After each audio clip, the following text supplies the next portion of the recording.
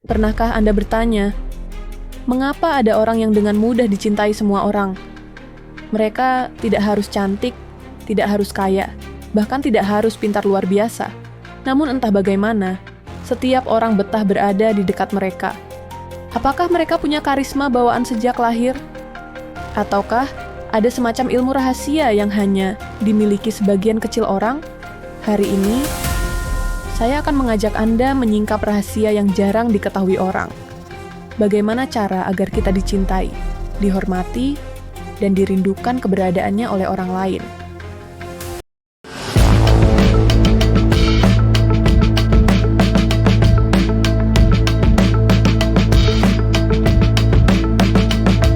Rahasia ini berasal dari seorang tokoh legendaris bernama Dale Carnegie, penulis buku klasik Bagaimana Membuat Teman dan Mengaruhkan Orang.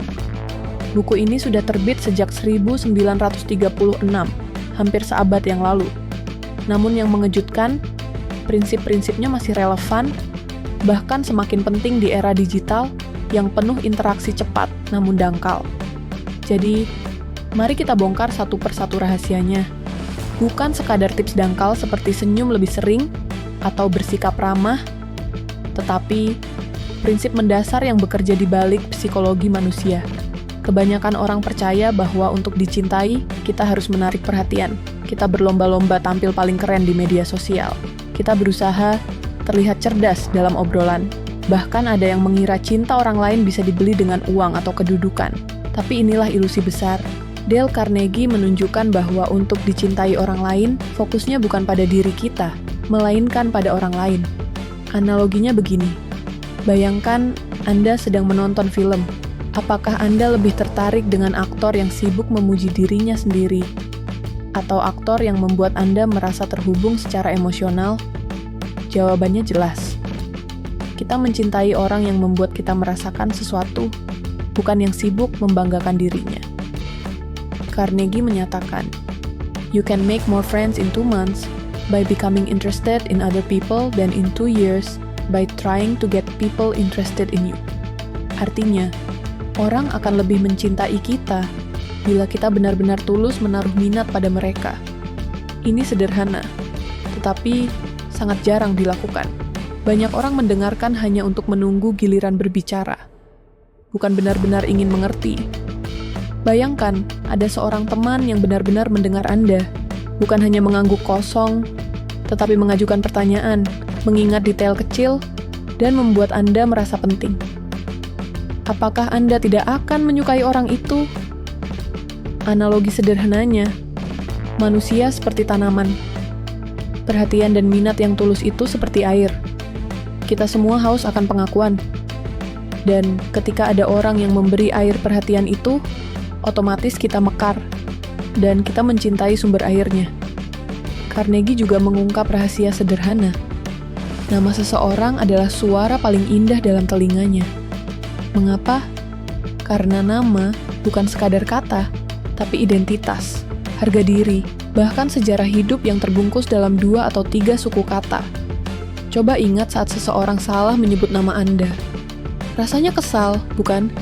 Sebaliknya, saat ada orang yang menyebut nama Anda dengan hangat, seolah Anda merasa diakui sebagai manusia seutuhnya. Analogi sederhananya, nama itu seperti password emosional.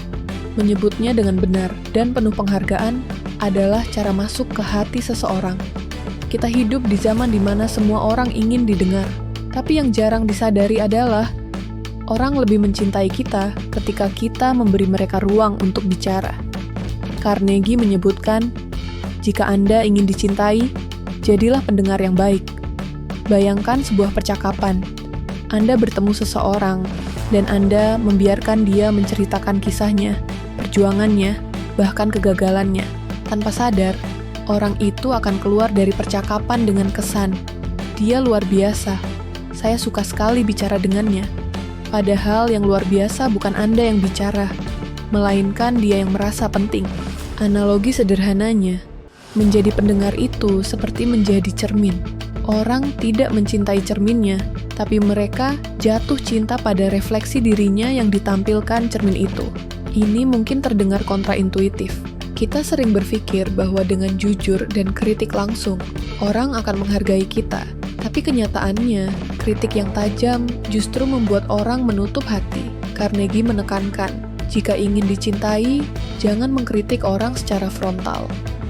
Bukan berarti kita jadi munafik, tetapi kita belajar memberi masukan dengan cara yang membangun, bukan merobohkan. Analoginya seperti dokter. Jika dokter tahu ada luka, ia tidak menusukkan jarum sembarangan. Ia menggunakan obat yang tepat, kadang dibalut dengan kata-kata menenangkan. Kita tidak lari dari dokter yang menyembuhkan dengan empati. Begitu pula dengan kritik, jika disampaikan dengan empati, barulah orang bisa menerimanya. Rahasia paling dalam dari Dale Carnegie. Setiap orang, tanpa terkecuali, ingin merasa penting. Maka, cara paling kuat untuk dicintai adalah dengan memberi penghargaan yang tulus. Ingat, tulus bukan basa-basi. Kita sering mengira bahwa pujian hanya membesarkan kepala orang. Padahal, jika diberikan dengan jujur, pujian itu seperti vitamin bagi jiwa. Analogi sederhananya, manusia seperti bunga matahari. Ia selalu mencari cahaya. Jika kita mampu menjadi cahaya itu, dengan penghargaan dan pengakuan, maka orang akan selalu mengarahkan dirinya kepada kita. Jadi, apa rahasia agar dicintai orang? Bukan wajah rupawan, bukan harta melimpah, bukan status tinggi, melainkan kemampuan kita untuk membuat orang lain merasa penting, dihargai, dan didengar. Carnegie seolah ingin berkata, jika engkau ingin dicintai, belajarlah terlebih dahulu untuk mencintai orang lain dengan cara yang membuat mereka merasa hidup. Dan inilah paradoks terbesar. Semakin kita berhenti mengejar cinta orang lain, semakin tulus kita mencintai mereka, justru saat itulah kita akan dicintai. Pertanyaan terakhir untuk Anda. Setelah tahu rahasia ini, beranikah Anda mencobanya? Beranikah Anda mulai mendengarkan lebih banyak daripada berbicara, menyebut nama orang dengan penuh hormat, dan memberi apresiasi tulus setiap hari?